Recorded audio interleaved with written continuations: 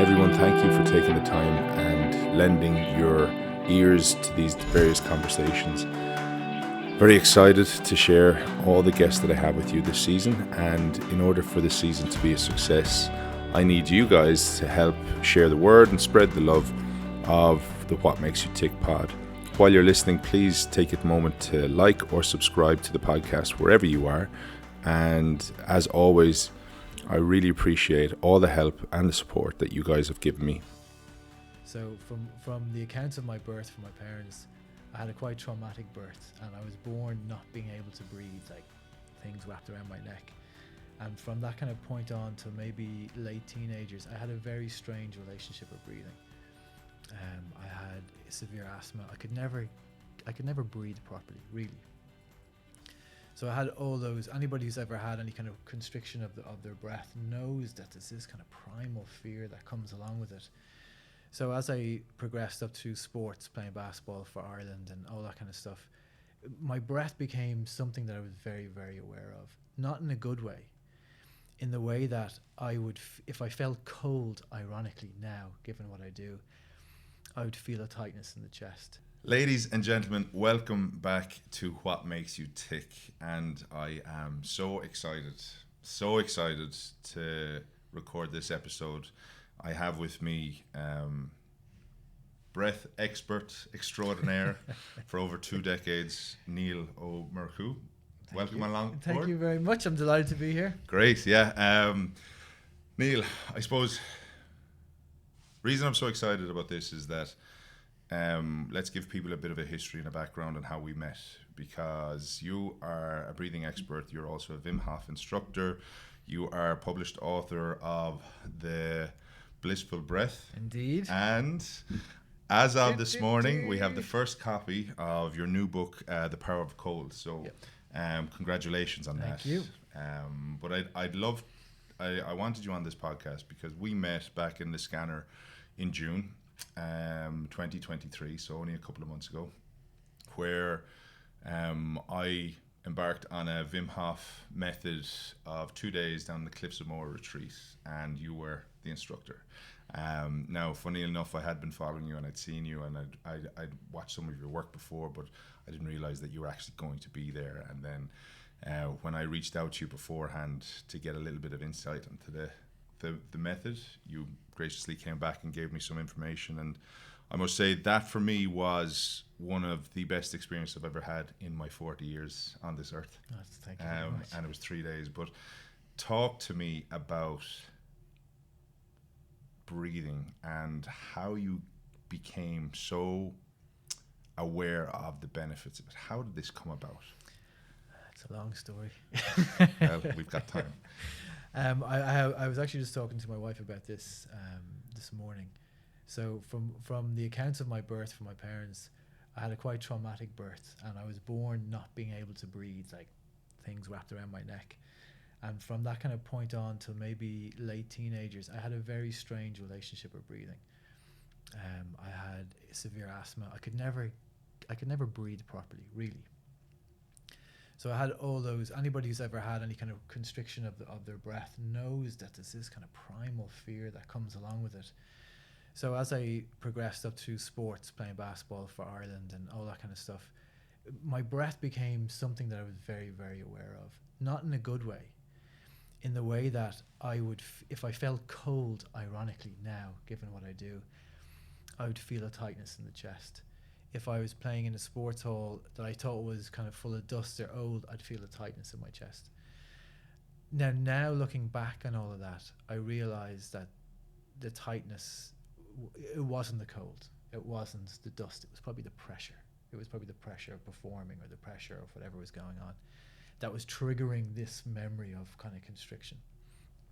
So from the very beginning, I had this strange kind of awareness of my breathing. I always was aware of it because it was not working properly, quote unquote. When that started to change was after I finished playing basketball, I went and I was trying to figure out all the big questions in life, like who am I, who are you, what is this experience? And I felt that international basketball did not have the answer to that. So I went and started looking elsewhere. Martial arts was the first thing I came across. And as part of that, this is before mixed martial arts became what it is today. So my interest was in traditional martial arts, which was Kung Fu, for example. And in China, there's the Shaolin Temple, which people would argue is the birthplace of all martial arts, spring from the Shaolin Temple. And they had sent their best fighter, their world champion. They have a sport in China called Sanqiao, which is like MMA, except on a raised surface.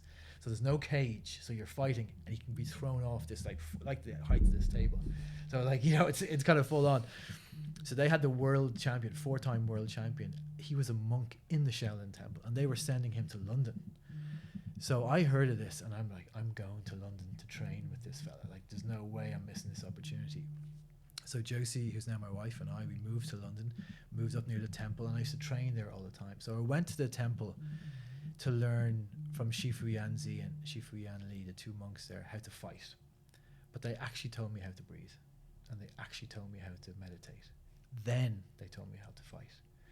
So during my training with them, I started to realize that how we are feeling is reflected in how we're breathing. So when I was training really hard up in North London, and it might be raining in the middle of the winter, and they'd have us running up these kind of cement ramps that went down into the yard, if I could control my breath and calm it down, I would feel calm despite the intensity of the training. And they showed us how to breathe and how to move. Then it was kind of a realization, well, if how I am breathing is how I feel, the relationship between those two things, the breath and how we're feeling, goes both ways. So it's not just by chance my breathing is calm and I feel calm.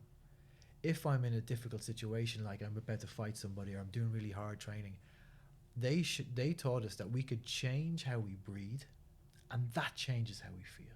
So it was this two-way relationship between breathing and feeling.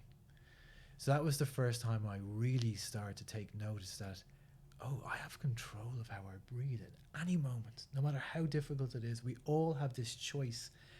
In the moment, we have a choice, and that choice is how we are going to breathe.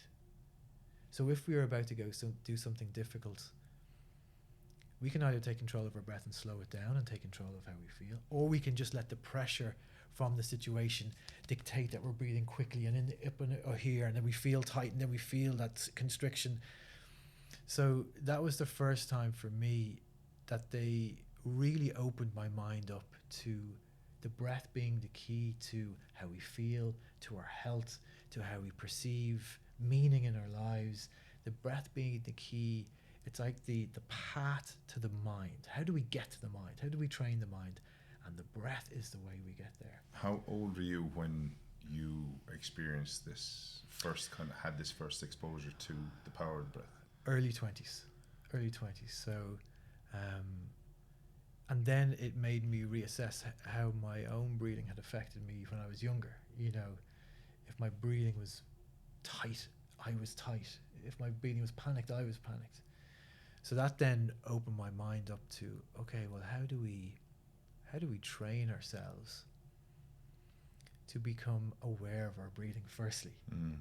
You know, up to that point, the only reason I was ever aware of my breathing was that it was constricted. You know, but most people might go decades without even being aware that they're breathing, you know, because it just happens. It's just innate. It happens 20,000 times a day. We don't have to think of it. Thankfully, it just happens. But when we do place our attention on it, everything changes. Everything changes. It's like we get this key and we unlock it, and there's this, our life can change in a moment then. We have an ability to focus on our breath for a moment, and that calms the nervous system down. It opens us up a little bit, and it might help us to make a decision, a different decision in the moment. So let's say I have 4 children. They're all now teenagers or about to be teenagers. There's plenty of times during the day where they push me to the absolute limit, and I have a choice in those moments. Do I take a breath and do I go this direction, which is probably a little bit more patient, or does it just become and that's a constant practice. You know, so people mightn't have 4 teenagers, but we all have pressures in our life. Yeah, you're kind of, it's like for those who are working on a desk job and who get that horrible email that comes Horrible in email, that yeah. is interpreted or read in a way that our mind kind of pictures the words and the tone and Yep. everything that would be maybe different if somebody spoke to you, right? Absolutely. But when you react and reply to that email without taking a breath, you could be just as difficult or tricky Yeah. or cutting. Yeah. Whereas, like, I remember when I was working, like trying to take a breath, step away, Yeah. and come back at it later on. Yeah. It changes our Gives perspective. you a different perspective. Yeah. Um, And that email that you talk about, you know, when that email arrives, people go, yeah. Yeah. that's the reaction to it. And that's our reaction to nearly all pressure is we, and a lot of people then hold that breath, you know, and they're holding their breath thinking about it, you know, and the body is starting to ramp up into fight or flight. That, you know, the heart rate is going up, the body's becoming tense, it's releasing stress hormones, we're moving. So as you said, if we reply in that state, the email is going to be very different than if we just say, okay, Yeah. I'm going to get a drink and I'll come back to it. Yeah. Or the next day I'll come back to And it. it's even relationships. It is literally it's everything. Everything. It is literally everything, you know, and that's for me why the breath is so fundamental to our experience as humans, because it is literally everything that we do. Our breathing is part of the solution to the problem, no matter what it is. Performance, if it's health, if it's stress management, it's not the whole answer, but it is part of the answer to the question. So, in your early 20s, having trained with the Shaolin monks in London, how long did you do that for? About 5 years. Wow. Okay. And throughout that time, you're learning about breathing, the importance of it. You're also learning how to fight. Did you know in that moment that breathing was going to have such an impact in your life the way it is now, or was it a case of more of, I'm super interested in this now, I want to learn more, I've felt an element of the benefits of it now, what else can it do? Yeah, it was like the breathing was knocking in the background of my mind the whole time. Okay. That even though I was learning meditation, oh my God, they used to just come in and sit down and meditate. We just had to copy this, sit down, close our eyes and try and figure it out. You know, that'd be for years we just weren't given any instructions. So that was one thing, like, what the hell is meditation? Oh wow. Yeah, Okay. you just, like, I do, not as I say. and that's the way all the training was, you know. Wow. Okay. Except obviously in meditation, when they come in sitting on a cushion, close their eyes, and we're looking at each other, we're like, okay, so you're sitting there for like months just closing your eyes. One eye open. Yeah, not know what and like your legs are sore and everything. So they were opening my mind, literally opening my mind through meditation, through the training, there's a whole element of martial arts that's missing from the MMA conversation, which is the soft internal martial arts, which are breathing and movement. So, for example, Qigong would be a part of it, Tai Chi would be a part of it, or yoga would be a part of it. So learning how to move the body in conjunction with moving the breath, and how that's so beneficial for us. So I was learning that. It was opening me up to everything. But at the back, the breath was just like, dum, dum, dum, I'm here. I knew it was there. We did it all the time. But I didn't realize the absolute fundamental importance of it until the layers started to come off a little more. So by that I mean, let's say somebody's listening to this and they're a runner. I get emails from runners all the time. How do I breathe when I'm running? So when I first started training with the monks, in Tufnell Park is in this really dodgy part of North London is where they were. It's probably not dodgy anymore now. But we used to run from Tufnell Park up to Hampstead Heath, up Parliament Hill, around and come back. That was the first thing we did, like 6 o'clock in the morning, to kind of get us moving, and then we'd start getting into training. But we had to run and breathe through our nose, which was totally different for me now, because in my basketball days, I didn't understand that, and it's all mouth breathing, because the more pressure you feel, the more you breathe through your mouth. So this all of a sudden changed things for me, because if you're breathing with your nose, everything slows down. So if you're running, the pace of your running slows down, but because you're breathing with your nose, the pH balance in the body is more balanced, so you can go for longer. So the theory is, if you can keep your breathing balanced through the nose, the body can move forever. It's a practice though. 100%. So I was like struggling with that, and so these things that they were doing all the time were just constantly pushing me to think about the breath, constantly to push me to think about, why have I been breathing through my mouth for the last 20 years? What's the difference when I breathe through my nose? And so they in their kind of infinite wisdom, they weren't saying any of this. They were just giving us the experience and letting us figure it out as we go, until we get to a couple of years in, and then they might give you a bit of guidance. Okay, so and initially the whole thing is use your own common sense or intuition to kind of survive. Yeah, essentially. Yeah. And they're just like, you have to prove that you want to learn more. So like the first couple of levels of the training, it's learning by mimicking, which is of course what humans do really well. So the instructor would be at the top, and they'd be doing the moves or whatever it is, and you're trying to copy. But you're learning by the physical action, whereas you don't necessarily know what he's doing internally. And the internal bit is the most important bit. Yeah, which is what you're uncovering. Yeah. It's a wonder though that when it comes to training and when it comes to say I've done yoga before, right? I find yoga so hard. Right? Yeah, me too. I find it so difficult, and I'm in awe of all those humans who can move their bodies in ways that I would only dream of. Right? I genuinely can't do it, right? But I went to a friend of mine, Shane Lennon, is a yoga instructor, and he's in yoga Dublin, and I think it's anyway. And I went into him and said, listen, I'm useless at this. And he says, you can't be useless at yoga. He says, just go with whatever your body is feeling.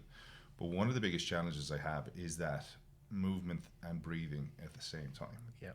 Because I tense, because I'm trying to get to that stage or that pose, and my leg isn't going somewhere, or my arse is like up in the air or something. It's all over the shop. But then when I get to that pose, then I go, I release, you know, whereas I'm supposed to be breathing and releasing in that whole movement. And what you described there is ultimately the challenge that nearly everybody faces in all parts of their life, which is that really yoga and all the other practices we've talked about, breathing, whatever it is, they're helping us to let go and surrender in the process of getting to wherever we need to go. While the Western mind, especially if you've been, I know you were high level in sports as well, you have to do it's faster, stronger, more, score more. So there's this thing there that you're trying to get to, and even look at me doing it, like we're tense getting there.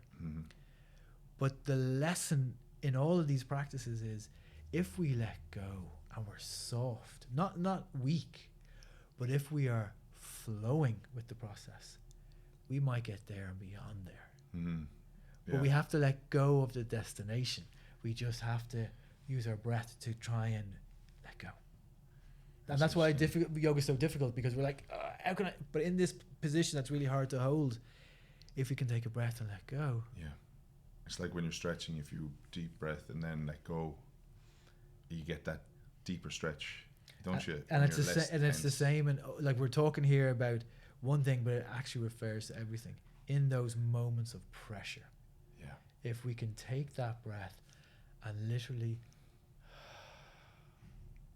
then the body moves down a little bit from fight or flight into the part of the nervous system where it feels safe again.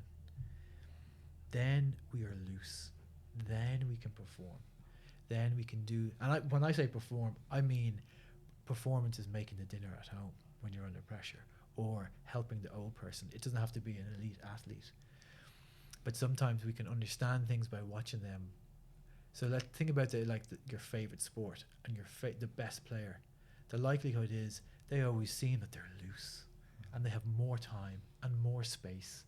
Like I suppose the best example I ever saw of that was years ago, when Conor McGregor was at his peak, when he was fighting Jose Aldo for the world title, and he was backstage dancing, loose. He goes out and he knocks him out in 13 seconds. Not tense. Now, you only reach that peak for a millisecond of a career. But we can all learn to maybe be a little softer, a little looser in those moments of pressure, and then our performance can flow a little bit more. So when you finished after 5 years with Kung Fu and the martial arts, the mixed martial arts, what was the next step in your journey? So as I was training with the monks, I became much more, over the 5 years, it started off coming from a physical standpoint, like we're talking about physical, feeling push. And over those 5 years, I really became drawn to the internal parts of it, the meditation, the breathing, the movement and the coordination. So that led me into thinking about, okay, how else do we improve our health, and how else do we improve our mind, and how else do we make ourselves feel better naturally? So I was then open to studying yoga, studying herbalism, like the plants around us. How come our ancestors, they didn't have pharmacies to go to? So how did they keep strong and healthy? So I just became so interested in the ways in which we can use our body naturally to feel great. To be more open, to be more loving. And that led me down loads of different kind of pathways to, I was just curious. Just followed my curiosity, and that led me to deeper understanding of meditation, deeper understanding of breathing. Did you have a fear going down that path, as in to provide for your family? Like, as you say, you've got just on nearly everyone as a teenager now. Yeah. And to find a way to make it as a passion that supports you and your family. Well, for a long time, my approach has always been that the thing you love doing, it's like a flower or a plant, and it has to be given time to grow. The financial pressure of trying to provide for your family will kill that off immediately. And I've seen it with loads of different people in different ways. So for me, it was like I had to let this thing grow. And for years when I was teaching different ways to say, breathing or herbalism, whatever it is, no one came to any of my stuff, So it was like just allowing this thing to grow while also having a job over here and keeping the financial kind of part of it on the road as well. The key for me was that as this kind of grew, there was a point at which in my job, I thought to myself, okay, now I have to make a decision. And the decision was, I'm going to go out by myself, like yourself, go out by myself to allow me the time to make decisions as a freelancer, consultant kind of, to make time that when this flower, this passion grew, that I could accommodate it more. So I was more in charge of my own time. Yeah. But then very quickly, this just blossomed. Yeah. And then I could reduce the other work. It actually happened quite naturally. At one stage, it was like, 80% of the money, say, or the work was coming in here and 20% here. And then there was like a point I remember saying to Juicy, Jesus, it's about half and half. And then it just went ding, ding, ding. Okay, great. Because I didn't put pressure on it. Lovely. It wasn't. Now, I knew a few people who decided, right, I'm this fella I'm thinking of as well. He had 4 children too, and he decided, right, I'm packing in all the jobs and I'm just going for this, which is another way of doing it. But it can quickly turn into, oh my God, I have the mortgage to pay and 4 children, and I need to get people into this workshop, whatever. And then all of a sudden it's different. Then all of a sudden you're forcing it. So for me, it was more this kind of gradual approach, and then there was a point at which it just went whoop and took off. You've an incredible calming presence. I don't know if anybody's ever told you that before. People say that to me. I wish my children would listen. Yeah. Maybe they'll listen in a few years' time and go, actually, yeah, I remember that. But you do, when you come into a room, like I think you're like, when we just met, massive hug, and I'm a big hugger as well. I find that you become a product of your environment, right? Especially if you're in a negative environment or a positive environment or in a calming environment. And I think with the breathing and the way you teach it, and maybe it's the way it's been taught to you, that state of calm and that state of control, it's not relaxed, it's kind of more calm control, if you get me. It comes across in your everyday kind of interaction with people. is that something that you typically work on, or is that something that has just become naturally your persona? I think it's like a byproduct of just the practices. Yeah. I remember when I went. So when I went to train with Wim Hof about 7 years ago, in his house, in the kind of Connemara of the Netherlands. I'd been in the sea a lot. I'd been in the cold. You know, I'd always swam in the sea. I'm from North County Dublin, so I'm Kilmarnock, so I always was in the cold. But it was the first time I'd ever done an ice bath. My first ice bath was in Wim Hof's house, and he jumped in beside me, and I was like, ah. But after that experience, I thought to myself, for me to be guiding people down into the depths of the cold and the breath, which for me are the same kind of thing, I have to know what's down there in the depths. I have to know it inside out. So the practices for me are very important. So I spend a lot of time practicing studying breathing, practicing studying cold, practicing studying the mind. And I think when you do that, maybe the side effect is that you feel that, you know, part of that is you start to open up, you start to let go. It's like an onion, you're kind of letting go of this layer and this layer. And then I think the real person starts to emerge. So for me, this is just me. The next person doing the practices, their real person will emerge, and it'll be a different, you know, it'll be them. Mm-hmm. You know, so I think that however people encounter me, it's just me being absolutely me. But it takes a while, and there's probably other tons of layers to come off. But you know, as a teenager growing up, and then as an early teen or a late teen, as an early adult, you're putting, well, I felt that I was putting on all these kind of different masks and disguises. Am I this person? Am I that person? I'm a person like this in work. I'm a person like this at home. And I found that the breathing in the cold has slowly just kind of taken those off to the point at which that I feel I'm the same person, no matter if it's you and I, or if it's me and 1,000 people, or, you know. But that's the byproduct. That's a benefit of the practices. It's so like, I love that you're still peeling off those layers even to this day, and I think that's the really the beauty about it, is that there's no kind of, it's endless, really, isn't it? Speaking to a friend of mine today, and we were talking about kind of not sure what to expect from people, and I, my whole thing was just, as long as you're okay with yourself, you can't have any expectations on anybody else. Just as long as you're proud of what you're doing, then the rest of the things will follow. But you mentioned Wim Hof there, right? Let's talk about Wim Hof, because I'm a huge fan, and I'm very impressed with his story and the tragedy of his story, which is obviously exposed this undeniable ability to help so many people around the world. From his pain has created this movement, right?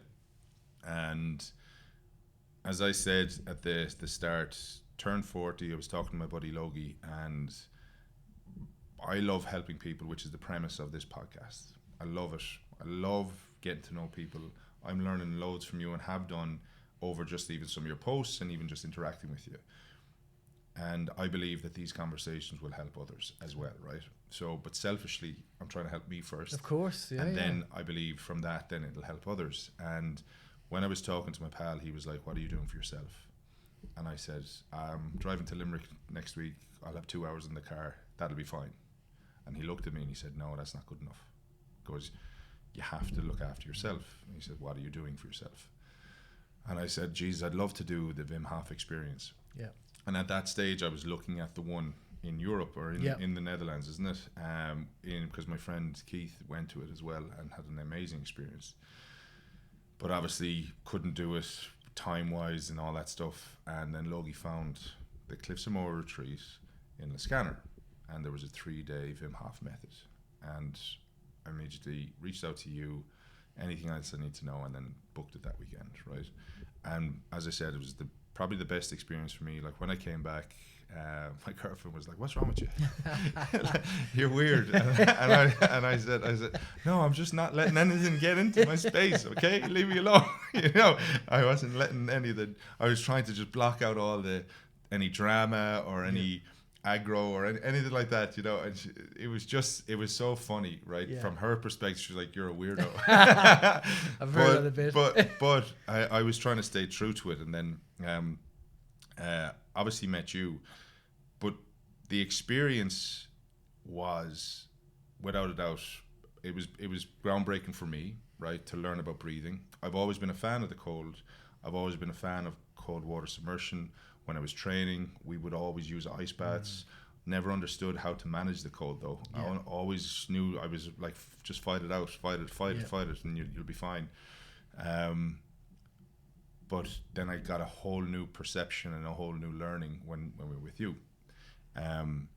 To that point, I think anybody who is open to do the Cliffs of Moher retreat or the Wim Hof method, which is every month, I think it's worth every investment. I've met so many friends now from that group. We're all still in touch, and we meet up, and we try to meet up. But super people, all with their own stories and their own journeys. I know I'm getting there, but long and short of it is, how did you find your way into the Wim Hof movement? So when the children were very young, so we had 2 boys and then identical twin girls, and we had 4 children under the age of 4. So there was it was a blessing, but there was a relentless pressure that came with that. And Josie and I were really struggling with the level of responsibility and the stress and for probably 4 or 5 years we didn't really sleep. Somebody was up, but there was knife feeds to be done or whatever it was. And even though we were looking after each other, we were definitely feeling the cracks were starting to emerge. And then we had a series of very tragic deaths in the family. Josie's dad died, Josie's brother died, Josie's uncle died. It was just like one after the other, and we were really like struggling with grief, heartbroken. And everyone comes in contact with grief, and grief is kind of a funny thing. It kind of comes in waves, And we were in a hole, we were really struggling. And I heard Wim on a podcast one night in the kitchen. I had come back from work. We had got all the children up to bed. The house was usually like a nuclear bomb had gone off. We had kind of put it in some order. And the twins were young, and I was making bottles for them for the next day. So it's like I had to make 16 bottles or something, and it's cleaning though, it's just an arduous kind of task. So flicked through a podcast, there was Wim, put it on, and obviously Wim is this amazing character, and he's exactly like he is online. He's big, he's wild, he's full of love, he's fierce, at times. And he was talking about all the world records that he held at that stage, and it was interesting to me, but it was still very far removed from where I was. But then Wim started to talk about how he had dragged science with him. He had gone up Mount Everest in a pair of shorts with no equipment, no oxygen, nothing. And when he came down there, eventually, he'd been doing that for maybe 20, 30 years, these superhuman things. And by just breathing in cold, he felt he could do it, and he felt anyone could do it. But his ultimate goal, because he was being ridiculed all the time, because he was saying, I feel I can improve my immune system at will, thought to be impossible. I feel I can reduce inflammation at will, thought to be impossible. All these things. And so eventually after Mount Everest, the professors in Radboud University brought him in and said, okay, we might be able to learn something from this person because he can do this. So I heard Wim telling the story about them injecting him with a form of E. coli and using the breathing that that we train people in, and he was able to fight it off, no symptoms. First time in recorded history that they had seen somebody being able to voluntarily kind of ramp up their immune system. And then he talked about bringing a group of normal people in, training them. They were able to do it, so it was like, oh my God. So it got me thinking, like, I had always been obsessed with the breathing since Shaolin days. And I'd always swam in the sea, and I knew there was I kind of figured out that in the wintertime, like when the children were young, I'd carry the buggy down to White Rock and jump in and like give the older ones a packet of crisps. That would give me like 2 minutes before they ran off somewhere. So I'd always kind of, but I didn't realize the connection between the both things. And that got me thinking. And then that night, there was an old fundamentals online course you could do, really raw, basic. It was the first one they did. So we bought that and we started doing the breathing, and we started doing the cold showers at night, and very quickly, within a couple of days, we were lighter. We felt lighter. You and Josie? Yeah. Okay. Now, it was kind of grim. You know, we'd finish up at night, we'd sit in the front room, we'd press the video, and there'd be Wim, and we'd do the breathing. It was lovely, but then we'd have to go upstairs and do a cold shower, you know. It was in the winter time, and when you're tired, you really feel it. But after a few days, we were lighter, we were more patient, and now we know from the science what's going on. Like, the body is finally getting the oxygen it needs to produce the energy it needs, you know. So we were feeling more energetic, and that was then helping us deal with the stress. You know, when we were where it felt like this constant battle with grief and stress and tiredness, it became this lightness that we have. The grief is still there, but we could see it differently. We had more energy. We felt better. And the change was so profound so quickly. It was like, oh my God, we need to find out everything we can about this. And in my mind, there was this list of people I knew that was like, they'd benefit from it. So back then, the only real, there wasn't really much about Wim online. The only real way you could delve into it was the old kind of instructor program. So I said, okay, I'm gonna do that. And so there was never really a business in mind. There was never really like a 5-year kind of strategy in mind. Yeah. It had helped us so immediately, and we could see the ripple effect through the children, through our family, you know. And it was like, okay, let's go and find out more. And ironically, the list of people, friends that I had, they've never done it. But you know, it just gave me a sense of kind of like, it gave me a purpose then that, okay, I could help these people, even though they never did it. But it was the start to get me kind of going. And it's about a year-long training with Wim and the team out there, and it was just, as I described, this kind of plant blossoming and blossoming and blossoming, and from there it just took off really quickly. And you know, once we start to do any type of breathing, we feel difference nearly immediately. So people can feel it. Once you jump into the cold shower, you are different when you get out. So these are all things that can happen to us really quickly. So you have this immediate effect that we felt, but then you have this deep change that starts to happen in the body. And then that deep change in the emotions and in the mind. And after, say, months, things were different. Things were just different. Our family was different. Josie and I were different. We had come out of the hole. We could deal with the grief. The grief, you know, you always miss the people, but the grief wasn't all consuming. It wouldn't just like a wave kind of flood us. And even Wim's story about, you know, out of his grief, you know, for his wife who tragically killed herself, you know, we could feel a connection with that story. And we're like, you know, when you see somebody, if that person can get through it, we can get through it.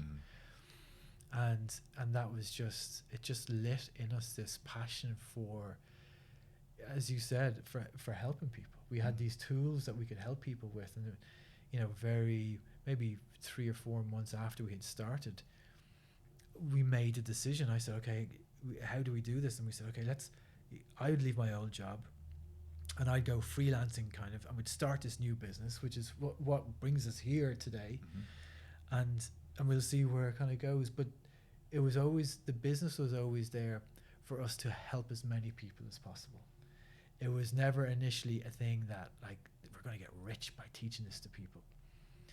Now you can have a great successful business doing it, but that wasn't the thing that got us started. It was just to help ourselves, to help these little children around us, to help the parents and the grandparents, you know. And it was just this ripple that just as it kept going and kept going and kept going. And forever I will be thankful for that podcast that night, listening to Wim, because it just changed the direction of everything. And I've often described it like I had all the pieces of the puzzle. You know, I had the meditation, the breathing, I had it all, and the cold was over here. But hearing women speak about it was like the last little piece of the puzzle, like a jigsaw, going right in the middle, and just and linking everything together. Everything made sense to me then. All the years of training with different people, everything that I'd done, it just made sense that there was this connection to the breath and the cold, which now Wim is a great man for kind of, he like leads you to the door and then off you go to explore. So what I learned years later writing this book is in the back of my mind I was always like, but what's the connection between the breath and the cold? You know, why is this thing so helpful? And all the science shows us it's so good for us. Nearly everything that we do can be improved with a little bit of breathing and cold. It reduces inflammation, it reduces pain, it reduces stress and anxiety, it gives us more energy. It does all these things for us. But in my mind, I couldn't figure out the link. Where was the link between them? And then years later, I heard a doctor talking about the process of being born. And they were talking about how in the womb, and this is the opening chapter of the book, in the womb we're protected. All of us, you and I share the exact same experience at the beginning of life. We're in the womb, we're protected. Everyone listening shares the same experience. Our mother's providing everything for us, including she's breathing for us. Then all of a sudden the big change happens. We're being born, we're squeezed out, pushed out. We emerge into lights like this, into the shocking reality of life. It is the reaction of the cold after being in the womb on our skin that triggers our first breath. Our first breath. The thing that brings us alive is triggered by the cold. That then sends a chain reaction down to the body, opens up our lungs, and our life begins then from the cold. Even in a hot country, when you come out of the womb, it's cold. And then for a lot of people, they spend the rest of their life pushing the cold away. So when I heard that, I understood then why it was like the missing piece in the puzzle. Because really the cold and the breathing are there for us, interlinked from the very beginning of our life. You could argue that it is the thing that gives us life.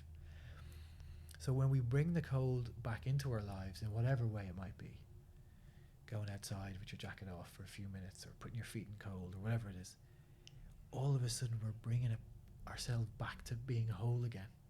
It's the breath and the cold again. It's back to that moment of being born again.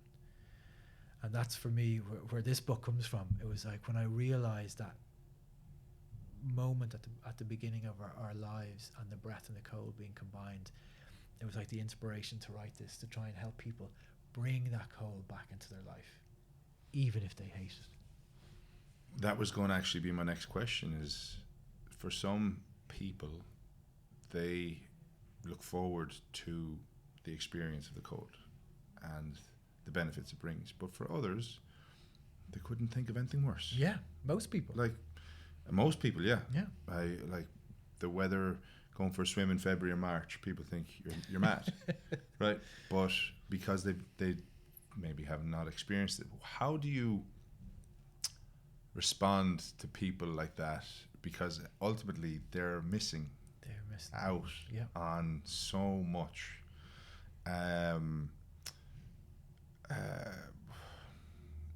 discovery, and they're missing out on, like, it's nearly, for me, it's like you have so much potential in life, right? You're probably only at the base level of what your body could do if you're not going near the cold or experiencing it.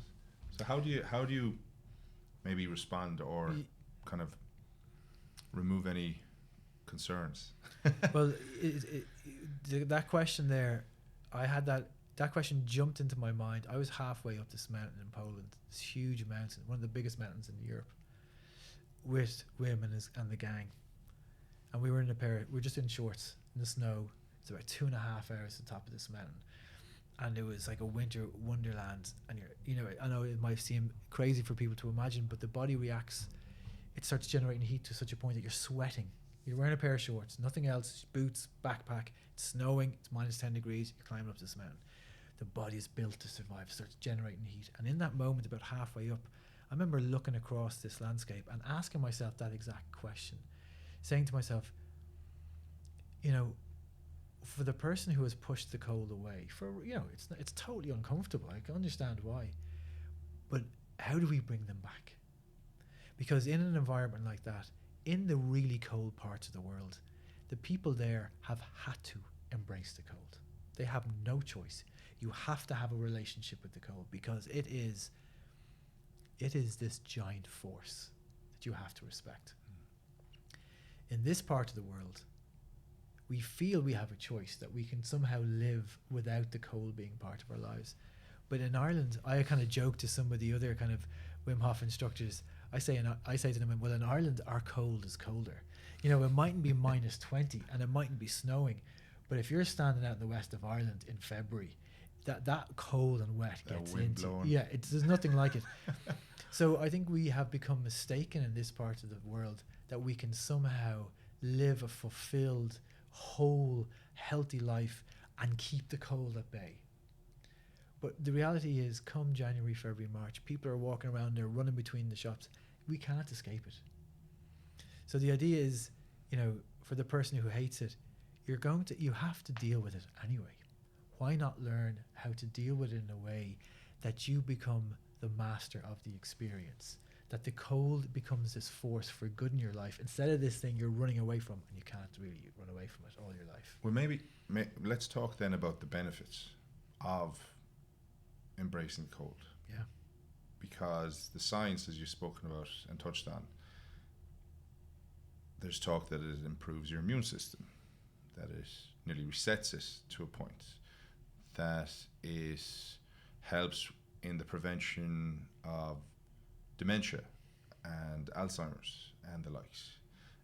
Like, what are the kind of the key benefits? Yeah, so there you touch on some of the huge ones there. So there's loads of research to show that our immunity becomes stronger. Our ability to fight off whatever gets into us becomes stronger. The other massive one is inflammation. So some of the science shows us that how you approach the cold is very important, but when you approach it in this kind of calm way, that inflammation can be going down in the body for 6 days after the cold. So if we look at inflammation, now inflammation gets a bad rap. Inflammation is an essential part of how the body works. But if we have too much inflammation all the time, it can be the cause and both the effect of, you know, lots of the big lifestyle problems that we face, lifestyle diseases that we face. So if we can have this thing that's reducing unnecessary inflammation all the time, that's a massive, massive part of it. So it improves our ability to deal with our hormones balance as well. So like at different stages of our life, hormones need to be balanced. Teenagers in our house, cold showers help them balance that out. It also allows the body, the metabolism, the body's ability to work improves. Everything starts to improve. It helps the body increase the metabolism. So like you're burning more calories, you're using more energy, you're generating more heat. The list of specific diseases now, it's kind of like we had to understand the cold generally. We had to understand it had these big benefits. Yeah. Now it's zoning in on now they're looking at it for specific things. So there's research coming out on pain management and the cold, different types of arthritis and the cold, cancer and the cold. You know, they're now looking at it very specifically. There was a history in Europe maybe 200 or 300 years ago where cold was a part of treatments in hospitals. Now that's been kind of, you know, that was pushed aside for a long time. But now they're seeing that, again, like there are these elemental forces in our life, the brightness and the darkness. We need both of them. We need the brightness to wake us up in the morning, changes the hormones, we become alive. As it becomes darker, the hormones change in the body, we prepare for sleep. Heat and the cold, it's the same thing. We have the hot and the cold as part of these kind of opposing forces that exist in our life, no matter where we live. And we have to find a balance between them. We have to embrace them. And when we do, there are like it improves your sleep. Mm. It improves your ability to deal with stress. It lowers stress and anxiety.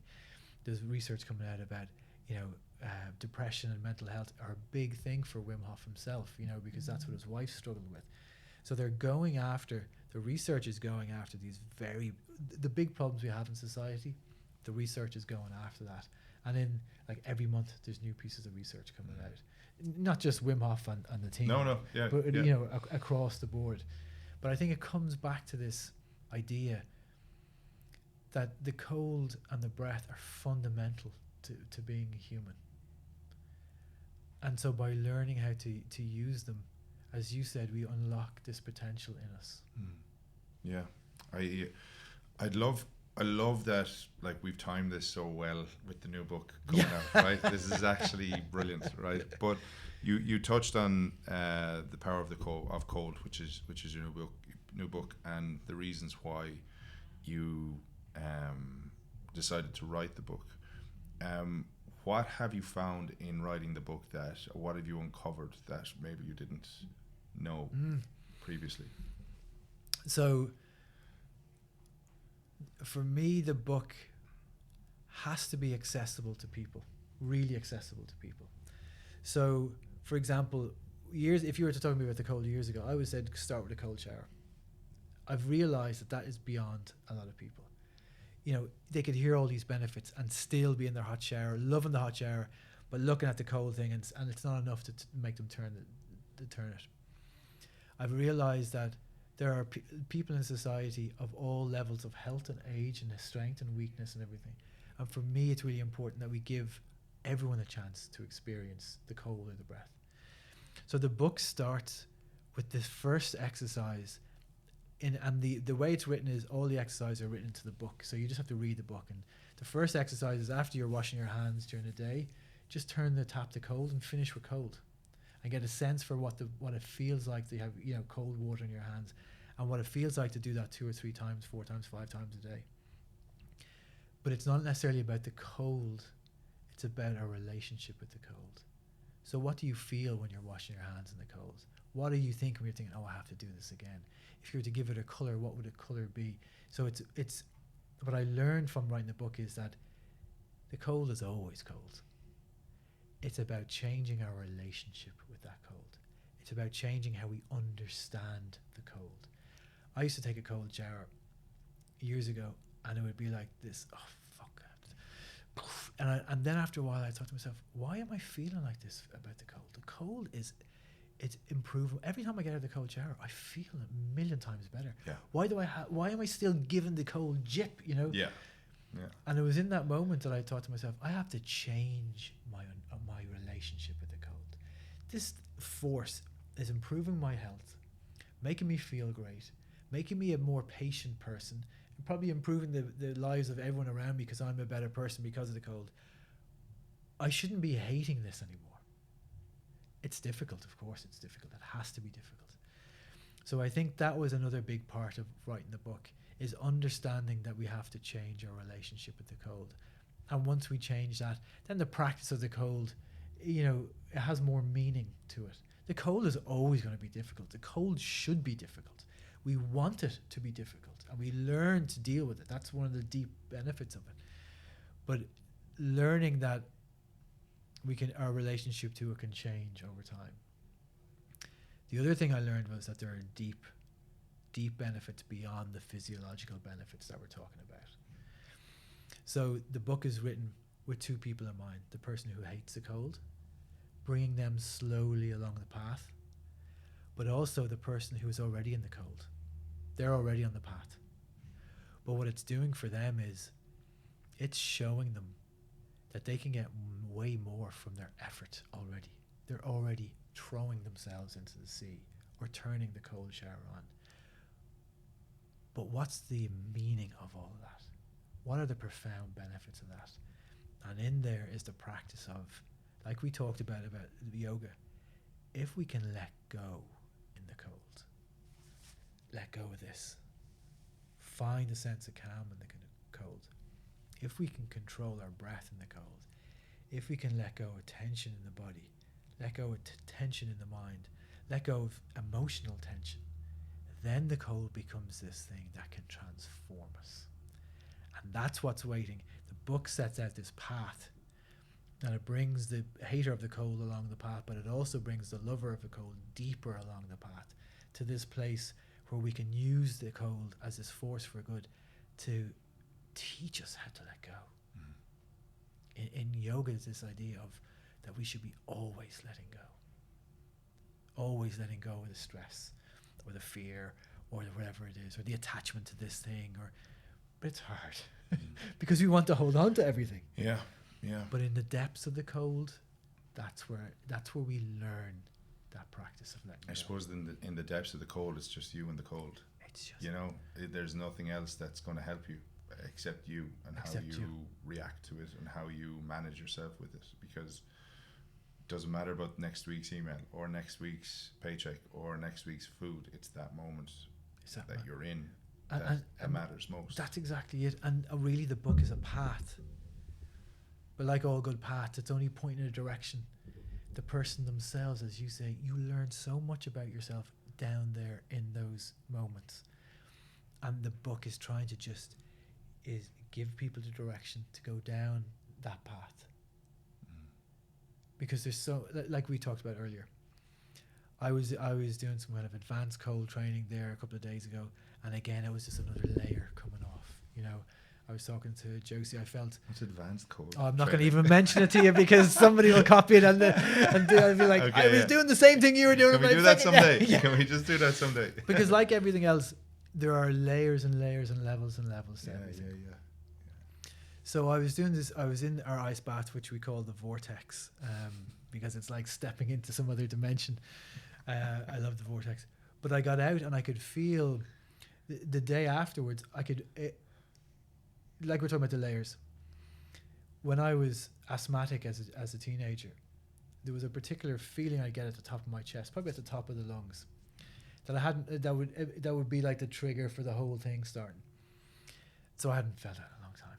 But after getting out of the ice bath and doing some quite advanced kind of training in the ice, I could feel it. Now it wasn't a trigger, but I was saying to Josie, God, I haven't felt this. You noticed it in years, and it was like I had to feel it again to finally let go, whatever the lungs holding on to, whatever kind of memory or trauma that might have been. But it's like we're saying, the practice never stops. The practice never stops. It's interesting you say that, because I have asthma as well, and I remember growing up I used to get that tightness whenever my inhaler wasn't beside my bed. Right, going to bed, I always felt that if it was there, I was okay. Yeah. If it wasn't there, I had a problem. And typically, whenever I trained, if I didn't have my inhaler beforehand, I was in my head, I was in serious trouble. Mm-hmm. And I still get that to this day, because maybe it's, I don't know, something that I haven't let go of, but I'm conscious of it. And for years it wasn't there, and then all of a sudden in the last couple of years it is there. So it's an interesting thing to note that I would have called it anxiety. Yeah. You call it tightness, which I find your language, the way you're using language, is very, I think, mindful or thoughtful. But it's not anxiety. It is just tightness. It is just that little trigger of worry. Yeah. I think it is. Because I will be fine. They won't, I'm not going to get an asthma attack. Yeah. But it's the worry that I could. So I was the exact same. I had this strange incident in my teens like that, where the inhaler was always with me, and I went to the pharmacy one day and she said, and like when I was playing basketball, it was always on the bench, and I'd run over, and I'd run back on. Yeah. And even in the cold halls, which is ironic now, but I felt I'd do it and I'd be grand. And I'd do it and I'd be perfectly fine immediately, and off I'd go. So I went to the pharmacy one day and she was saying, the company who makes the inhalers are doing like an open day in Swords. If you want to go along, you'll probably learn more about it.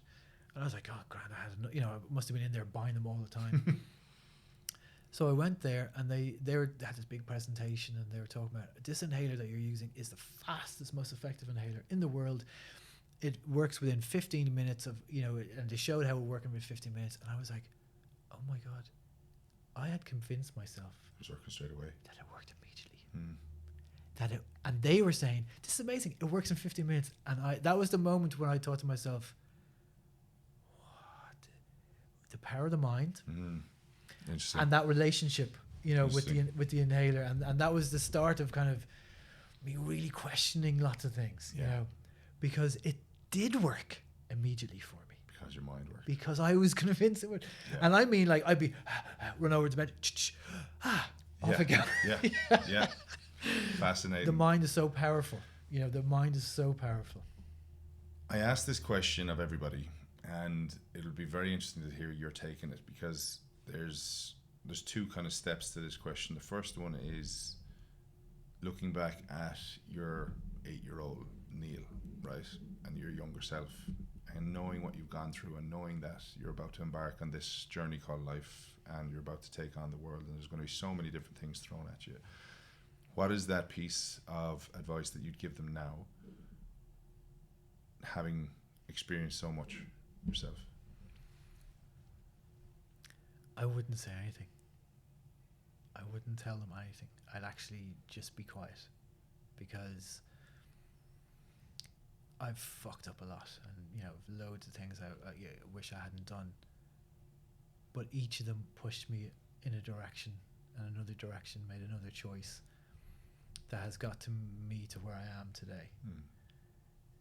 So I think they just have to, without guidance from me, they still have to go through that, the process of kind of growing up and making those mistakes, and just, I do like this. Interesting. And then to follow on from that, you're driving down the road and you see a billboard, and it's a message that you've left to the world. And like in a billboard, you've got 3 seconds to kind of hit that message. What would that message be? Love. So when I climbed up the mountain with Wim Hof and the team as part of my instructor training, it was a profound experience. Like, it's probably a whole episode of a podcast by itself, that mountain and the experience of it. But when we got to the top, I didn't know how I felt. It's been 2.5 hours in the snow. My body felt amazing. I felt great, but I got to the top, and there's a little bit of like, I'm at the top. There's this Zen phrase about when you get to the top, keep going, and I kind of felt like that. I felt like I didn't want to stop. But there was these weather towers on the top of Snezhga that are like something you see from Star Wars, and they're kind of half covered in snow. And someone had written love in the snow on the wall. And there's a picture of me and Wim, and there's love in the background. And I remember looking at that going, love, it just stuck in my mind. And I didn't realize that for years afterwards, that is probably the most profound message of all. It's something that we hear in songs all the time. We take it for granted. But the ability to try and love who we are, the ability to love the people around us for who they are, the ability of the aim of trying to be loving to people, kind to people that you don't know, or everyone that you meet. That for me is kind of where this has all taken me, to be able to love myself and everyone. So ultimately, if that billboard is there and when I'm long gone, if in the wake of my life there is love there, that people felt they were loved, and that I was a loving person, then my job is done. Amazing. Let's just take the mic for a minute and tell people what you're doing. Tell people how to get in touch with you, and maybe give us a sense of what's coming down the road. Obviously the book is coming, but how can they try and experience this love that you're sharing? So my website is Breathe with Níall. Níall spelt Niall. That's another podcast altogether. So Breathe with Niall, and on that you'll find all the great stuff that we talked about. But two big things that I'd like to tell you about. One is The Power of the Cold is coming out at the end of September. But another part of this is, I realised I've been asked a lot recently about how do people teach their children how to breathe? How do people who are very sick learn how to breathe? And so we've started the Blissful Breath Academy, which is breathwork teacher training for people. So if you're interested in learning how to teach your family, your community, your workers, the people you work with, how to breathe in ways that make them feel healthier, more open, more loving, please check out the Blissful Breath Academy as well. So we've actually, the first level of instructors is in October. The first intake sold out within 3 days. So we had to put another intake up. So we have, and that's sold out. So we have another one in March. There's a real desire for people to learn how to learn it themselves and how to spread that message of, how to breathe. Wow. So the Blissful Breath Academy is on my website as well. So go check that out as well. I'd love to learn about that, to be honest with you, because my dad suffers from COPD, and he's had an awful time the start of this year with his breathing. He had to get a lavage, which is basically where they wash out your lungs, and it was just all kind of blocked up and stuff. But he has a very tough time breathing. And I'd love to learn more about that from you, so I might chat to you. But I think the big thing, I'm always about, like, it's a muscle, use it or lose it, and go walking. But when you're walking, be conscious of your breathing. Don't talk to me. Just walk and take it in. So that, I think, if that's a tool to help to give people the tools to teach others, that's going to be a game changer. Before we finish, I would love for our listeners, if you wouldn't mind taking us through a bit of a breath work, breathing a piece, if you don't mind. Yeah, of course. And people can come to it, and I'll cut it out, but people can use it as a tool for themselves as well, even just to try to get. We'll do a few minutes. So, for everyone, including yourself, now, do you want to close your eyes and just sit back and just take a moment to make yourself comfortable, and with your eyes closed, seeing if you can soften the space around your eyes, and softening now your jaw and your mouth, softening your shoulders and your neck, and even softening your arms and your hands and your fingers. And just now, gently placing your attention on your breath as it is. No need to change the breath yet. Just get a sense of your breath. Just noticing how your body moves as you breathe in. And notice how the body moves as you breathe out. And by placing your attention on the breath, you might notice that it begins to change. By placing our attention on the breath, we begin to take control of the breath. So in your next inhale, breathing gently in, and breathing all the way out. And breathing in again. And focus on this long, slow exhale. And for the next few minutes, just focusing on that long, slow exhale. Finding a rhythm of breathing that suits you. The breath in is gentle. And breathing slowly and calmly all the way out. And when you reach the bottom, breathing in again. And all the way out. 3 more breaths like this. No rush. Just breathing in and slowly out. 2 more. And seeing as you exhale, can you soften the shoulders as you exhale? Last time, breathing in and letting go. And allow your breathing now to find its own natural rhythm again. And just take a moment. We're going to finish with 2 calming breaths, this time deeply in. And sighing as you let go. And again, deeply in. And letting go. And when you're ready, you can open your eyes and come back into the room. Back into the body. Níall. I love it. Thank you, buddy. Thank you very so welcome. much. It actually reminded me when we were doing the cold water submersion and the ice baths. One of the things you said all the time was control that breath before we Yeah. touch the water, and to be calm and to be relaxed. And every time then we felt, because the ice takes it away from us. And you mentioned a thing before, and people may relate to this. When you hit the water, the cold water, your breath nearly goes and it takes it away. Whereas you wanted us to be calm. So as we hit the water, we exhaled every single time. So whenever we felt that breath coming away from us, we just pushed that breath out to control it, took that deep breath in again, and as we got colder again, pushed out, so that once we were submerged in it, we were in a position where we were in control of the breath. Yes. Yeah. That the ice wasn't in control of our breath. Yeah. Or the cold. Amazing. Absolutely amazing. Listen, thank you so much for coming you're on. very welcome. Thanks so much for having me. I really appreciate it. I can't wait to release this, and I'm so thankful of where we are in the studio with D&G and the support that they've given us, and really looking forward to releasing this. Thank you so much. You're very welcome. Gent.